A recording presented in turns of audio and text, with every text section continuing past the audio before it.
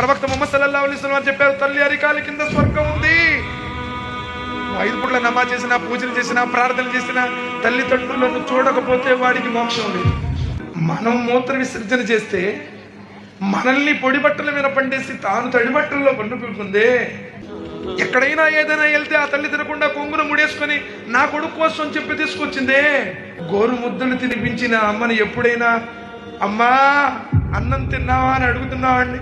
ఈరోజు ఆ తల్లిని భారం అయిపోయారే, నువ్వు పెద్దోడే, నువ్వు ఈ 3 నెలలు నువ్వు ఉంచుకో, తర్వాత నేను 4 నెలలు, నేను తర్వాత 3 నెలలు, నేను 3వ వాడు మిగతా 3 నెలలు పంచుకుంటున్నాను.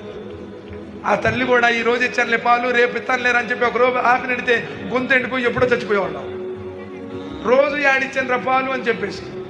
అవునా కదండి? ఈరోజు పడుసు పెళ్ళం మోసులో పడి తల్లిదండ్రులు కొట్టి తిట్టే వాళ్ళని మనం చూస్తున్నాం. సోదరులారా, భార్య పోస్తే మరో భార్య వస్తుంది, కానీ తల్లి పోతే లోకంలో ఇక ఏ తల్లి నీకు కన్న తల్లి కాలేదు.